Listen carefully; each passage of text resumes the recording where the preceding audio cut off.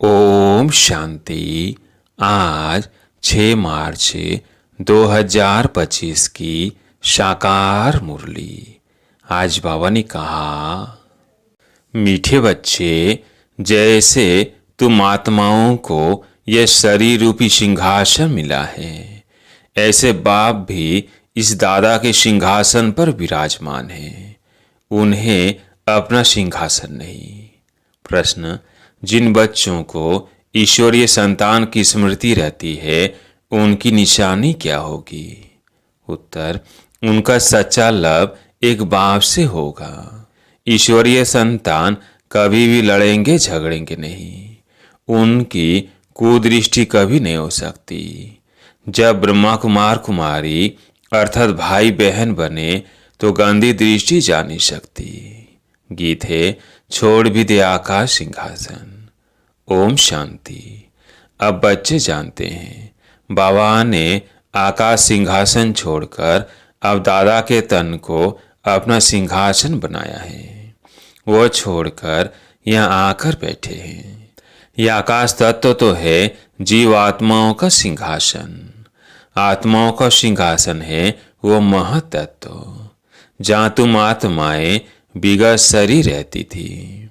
जैसे आकाश में सितारे खड़े हैं ना, वैसे तुम आत्माएं भी बहुत छोटी छोटी वहाँ रहती हो। आत्मा को दिव्य दृष्टि बिगर देखा नहीं जा सकता। तुम बच्चों को अभी यह ज्ञान है। जैसे स्टार कितना छोटा है, वैसे आत्माएं भी बिंदी मिसाल है। अब बाप ने सिंहासन तो छोड़ दिया है। बाप कहते हैं, तुम आत्माएं भी सिंहासन छोड़कर यहाँ इस शरीर को अपना सिंहासन बनाती हो। मुझे भी जरूर शरीर चाहिए। मुझे बुलाते ही है पुरानी दुनिया में। गीत है ना, दूर देश का रहने वाला। तुम आत्माएं जहाँ रहती हो वह है तुम आत्माओं और बाबा का देश। फिर तुम स्वर्ग में जाते हो, जिसकी बाबा स्थापना कराते हैं। बाप खुद उस स्वर्ग में नहीं आते। खुद तो वाणी से परे वानप्रस्थ में जाकर रहते हैं। स्वर्ग में उनकी दरकार नहीं। वह तो दुख सुख से न्यारे है ना। तुम तो सुख में आते हो तो दुख में भी आते हो। अभी तुम जानते हो, हम ब्रह्मा कुमार कुमारियां बहन भाई हैं। एक दो में कुदृष्टि का ख्याल भी नहीं आना चाहिए। यहाँ तो तुम बाप के सम्मुख बैठे हो, आपस में बहन भाई हो। पवित्र रहने की युक्ति देखो कैसी है। यह बातें कोई शास्त्रों में नहीं है। सभी का बाबा एक है, तो सभी बच्चे हो गए ना। बच्चों को आपस में लड़ना झगड़ना भी नहीं चाहिए। इस समय तुम जानते हो, हम ईश्वरीय संतान हैं। पहले आसुरी संतान थे, फिर अब संगम पर ईश्वरीय संतान बने हैं। फिर सतयुग में दैवी संतान होंगे। यह चक्र का बच्चों को मालूम पड़ा है। तुम ब्रह्मा कुमार कुमारियां हो, फिर कभी कुदृष्टि जाएगी नहीं। सतयुग में कुदृष्टि होती नहीं। कुदृष्टि रावण राज्य में होती है। तुम बच्चों को सिवाय एक बाप के और कोई की याद नहीं रहनी चाहिए। सबसे जास्ती एक बाप से लव हो जाए। मेरा तो एक शिव बाबा, दूसरा ना कोई। बाप कहते हैं, बच्चे, अभी तुमको शिवालय में चलना है। शिव बाबा स्वर्ग की स्थापना कर रहे हैं। आधा कल्प रावण राज्य चला है, जिससे दुर्गति को पाया है। रावण क्या है, उसको जलाते क्यों हैं, यह भी कोई नहीं जानते। शिव बाबा को भी नहीं जानते। जैसे देवियों को सजा करके पूजा करके डुबोते हैं, शिव बाबा का मिट्टी का लिंग बनाए पूजा आदि कर फिर मिट्टी में मिला देते हैं। वैसे रावण को भी बनाकर फिर जला देते हैं। समझते कुछ भी नहीं। कहते भी हैं, अभी रावण राज्य है, राम राज्य स्थापन होना है। गांधी भी राम राज्य चाहते थे, तो इसका मतलब रावण राज्य है ना। जो बच्चे इस रावण राज्य में काम चिता पर बैठ जल गए थे, बाप आकर फिर से उन पर ज्ञान वर्षा करते हैं, सबका कल्याण करते हैं। जैसे सूखी जमीन पर बरसात पड़ने से घास निकल आता है ना, तुम्हारे पर भी ज्ञान की वर्षा न होने से कितने कंगाल बन गए थे। अब फिर ज्ञान वर्षा होती है जिससे तुम विश्व के मालिक बन जाएंगे। वह तुम बच्चे गृहस्थ व्यवहार में रहते हो, परंतु अंदर में बहुत खुशी रहनी चाहिए। जैसे कोई गरीब के बच्चे पढ़ते हैं तो पढ़ाई से बैरिस्टर आदि बन जाते हैं, वो भी बड़ों बड़ों के साथ बैठते हैं, खाते पीते हैं। भिलने की बात भी शास्त्रों में है ना। तुम बच्चे जानते हो, जिन्होंने सबसे जास्ती भक्ति की है वही सबसे जास्ती ज्ञान आकर लेंगे। सबसे जास्ती शुरू से लेकर तो हमने भक्ति की है, फिर हमको ही बाबा स्वर्ग में पहले पहले भेज देते हैं। यह ज्ञान युक्त यथार्थ बात। बरोबर हम ही सो पूज्य थे, फिर सो पुजारी बनते हैं, नीचे उतरते जाते हैं। बच्चों को सारा ज्ञान समझाया जाता है। इस समय ये सारी दुनिया नास्तिक है, बाप को नहीं जानते, नेति नेति कह देते हैं। आगे चलकर यह सन्यासी आदि सब आकर आस्तिक जरूर बनेंगे। कोई एक सन्यासी आ जाए तो भी उन पर सही विश्वास थोड़ी करेंगे, कहेंगे इन पर बीके ने जादू लगाया है। उनके चेले को गद्दी पर बिठाए उनको उड़ा देंगे। ऐसे बहुत सन्यासी तुम्हारे पास आए हैं, फिर गुम हो जाते हैं। यह बड़ा वंडरफुल ड्रामा। अभी तुम बच्चे आदि से लेकर अंत तक सब जानते हो। तुम्हारे में भी नंबर और पुरुषार्थ अनुसार धारण कर सकते हैं। बाप के पास सारा ज्ञान है, तुम्हारे पास भी होना चाहिए।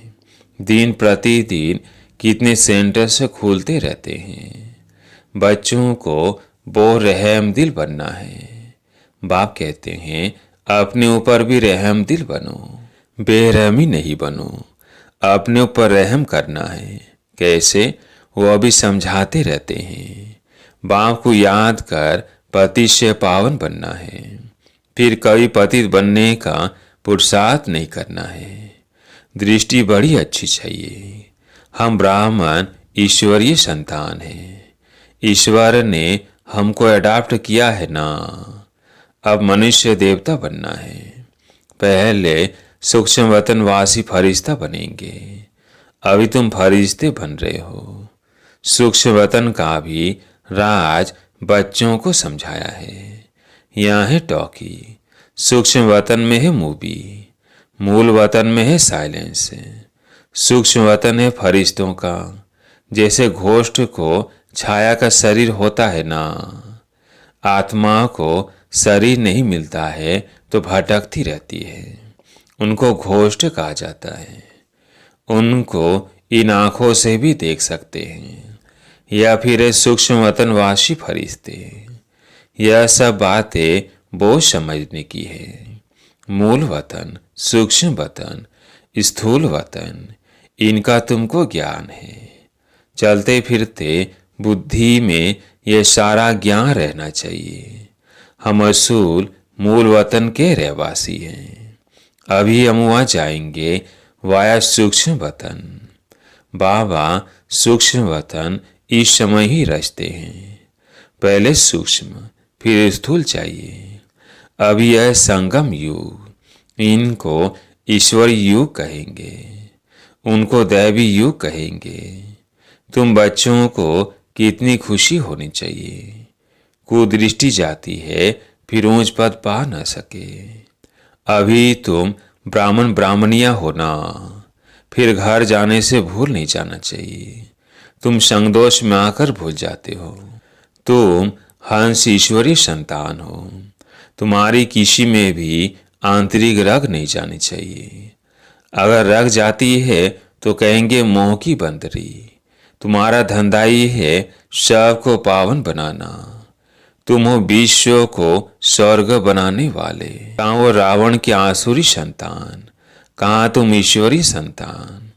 तुम बच्चों को अपनी अवस्था एक रस बनाने के लिए सब कुछ देखते हुए जैसे कि देखते ही नहीं है। यह अभ्यास करना है। इसमें बुद्धि को एक रस रखना हिम्मत की बात है।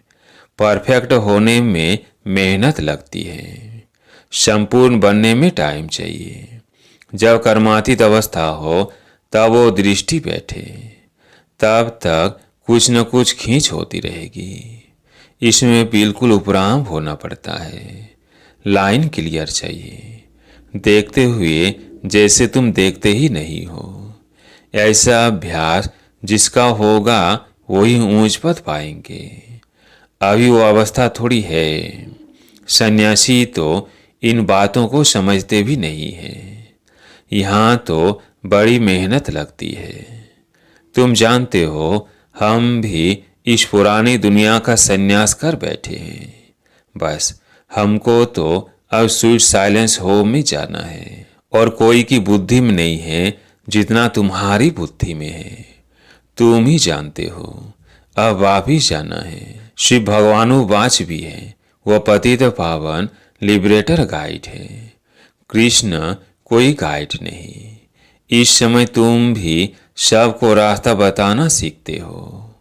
इसलिए तुम्हारा नाम पांडव रखा है। तुम पांडवों की सेना है। अभी तुम देही अभिमानी बने हो। जानते हो अब वापिस जाना है। यह पुराना शरीर छोड़ना है। सर्व का मिसाल, भ्रमरी का मिसाल, यह सब है तुम्हारे इस समय के। तुम अभी प्रैक्टिकल में हो। वह तो यह धंधा कर न सके। तुम जानते हो यह कब्रिस्तान है। अब फिर परिस्तान बनना है। तुम्हारे लिए सब दिन लकी है। तुम बच्चे सदैव लकी हो। गुरुवार के दिन बच्चों को स्कूल में बिठाते हैं। यह रस्म चली आती है। तुमको अब वृक्षपति पढ़ाते हैं। यह बृहस्पति की दशा तुम्हारी जन्म जन्मांतर चलती है। यह बेहद की दशा। भक्ति मार्ग में हद की दशाएं चलती है। अब यह बेहद की दशा, तो पूरी रीति मेहनत करनी चाहिए। लक्ष्मी नारायण कोई एक तो नहीं है ना। उन्हों की तो डिनास्टी होगी ना। जरूर वो राज्य करते होंगे। लक्ष्मी नारायण की सूर्यवंशी डिनास्टी का राज्य चला है। यह बातें भी तुम्हारी बुद्धि में है। तुम बच्चों को यह भी साक्षात्कार हुआ है कि कैसे राज तिलक देते हैं। सूर्यवंशी फिर चंद्रवंशी को कैसे राज्य देते हैं। माँ बाप बच्चे का पांव धोकर राज तिलक देते हैं, राज भाग्य देते हैं। यह साक्षात्कार आदि सब ड्रामा में नोंद है। इसमें तुम बच्चों को मूझने की दरकार नहीं है। तुम बाप को याद करो, सुदर्शन चक्रधारी बनो और दूसरों को भी बनाओ। तुम हो ब्रह्मामुख वंशावली, सुदर्शन चक्रधारी सच्चे ब्राह्मण। शास्त्रों में सुदर्शन चक्र से कितनी हिंसाएं दिखाई है। अभी बाप तुम बच्चों को सच्ची गीता सुनाते हैं। यह तो कंठ कर लेनी चाहिए। कितना सहज है। तुम्हारा सारा कनेक्शन है ही गीता के साथ। गीता में ज्ञान भी है तो योग भी है। तुमको भी एक ही किताब बनाना चाहिए। योग का किताब अलग क्यों बनाना चाहिए? परंतु आजकल योग का बहुत नामाचार है, इसलिए नाम रखते हैं ताकि मनुष्य आकर समझे। आखिरीन यह भी समझेंगे कि योग एक बाप से लगाना है। जो सुनेंगे वह फिर अपने धर्म में आकर ऊंच पद पाएंगे। अच्छा, मीठे मीठे सिकिलधे बच्चों प्रति माता पिता बाप दादा का याद प्यार और गुड मॉर्निंग। रूहानी बाप की रूहानी बच्चों को नमस्ते। हम रूहानी बच्चों की रूहानी बाप दादा को याद प्यार गुड मॉर्निंग नमस्ते नमस्ते। धारणा के लिए मुख्य सार। पहला पॉइंट, अपने ऊपर आप ही रहम करना है। अपनी दृष्टि बहुत अच्छी पवित्र रखनी है। ईश्वर ने मनुष्य देवता बनाने के लिए एडाप्ट किया है, इसलिए पतित बनने का कभी ख्याल भी ना आए। दूसरा पॉइंट, संपूर्ण कर्मातीत अवस्था को प्राप्त करने के लिए सदा उपराम रहने का अभ्यास करना है। इस दुनिया में सब कुछ देखते हुए भी नहीं देखना है। इसी अभ्यास से अवस्था एक रस बनानी है। आज प्यारे मीठे बाबा का वरदान। हर कदम में पद्मों की कमाई जमा करने वाले सर्व खजानों से संपन्न व तृप्त आत्मा भव। हर कदम में पद्मों की कमाई जमा करने वाले सर्व खजानों से संपन्न व तृप्त आत्मा भव। जो बच्चे बाप की याद में रहकर हर कदम उठाते हैं, वह कदम कदम में पद्मों की कमाई जमा करते हैं। इस संगम पर ही पद्मों की कमाई की खान मिलती है। संगम युग है जमा करने का युग। अभी जितना जमा करना चाहो उतना कर सकते हो। एक कदम अर्थात एक सेकंड भी बिना जमा के न जाए, अर्थात व्यर्थ न हो। सदा भंडारा भरपूर हो। अप्राप्त नहीं कोई वस्तु, ऐसे संस्कार हो। जब अभी ऐसी तृप्त व संपन्न आत्मा बनेंगे तब भविष्य में अखुट खजानों के मालिक होंगे। आज का स्लोगन। कोई बात में अपसेट होने के बजाय नॉलेज फूल की सीट पर सेट रहो। कोई बात में अपसेट होने के बजाय नॉलेज फूल की सीट पर सेट रहो। हेडलाइन, आधा कल्प ज्ञान ब्रह्मा का दीन और आधा कल्प भक्ति मार्ग ब्रह्मा की रात। मम्मा ने कहा, आधा कल्प है ब्रह्मा का दीन और आधा कल्प है ब्रह्मा की रात। अब रात पूरी हो, सवेरा आना है। अपरमात्मा कर अंधियारे की अंत कर सोजरे की आदि करता है। ज्ञान से है रोशनी और भक्ति से अंधियारा। गीत में भी कहते हैं, इस पाप की दुनिया से दूर कहीं ले चल, चीज चैन जहां पावे। यह बेचैन दुनिया, यहाँ चैन नहीं है। मुक्ति में न है चैन न है बेचैन। सतयुग त्रेता है चैन की दुनिया, जिस सुखधाम को सभी याद करते हैं। तो अब तुम चैन की दुनिया में चल रहे हो। वहां कोई अपवित्र आत्मा जा नहीं सकती। वह अंत में धर्मराज के डंडे खाए कर्म बंधन से मुक्त हो शुद्ध संस्कार ले जाते हैं, क्योंकि वह न शुद्ध संस्कार होते न पाप होता है। जब आत्मा अपने असली बाप को भूल जाती है तो यह भूल भुलैया का अनादि खेल हार जीत का बना हुआ है। इसलिए अपनी सर्वशक्तिमान परमात्मा द्वारा शक्ति ले विकारों के ऊपर विजय पहन 21 जन्मों के लिए राज्य भाग्य ले रहे हैं। अच्छा, ओम शांति। आज का व्यक्ति सारा। सत्यता और सभ्यता रूपी कल्चर को अपनाओ। आपके बोल में स्नेह भी हो, मधुरता और महानता भी हो, सत्यता भी हो, लेकिन स्वरूप की नम्रता भी हो। निर्भय होकर ऑथोरिटी से बोलो, लेकिन बोल मर्यादा के अंदर हो। दोनों बातों का बैलेंस हो। जहाँ बैलेंस होता है वहाँ कमाल दिखाई देती है, और वह शब्द कड़े नहीं मीठे लगते हैं। तो ऑथोरिटी और नम्रता दोनों के बैलेंस की कमाल दिखाओ। यही है बाप की प्रत्यक्षता का साधन। अच्छा, ओम शांति।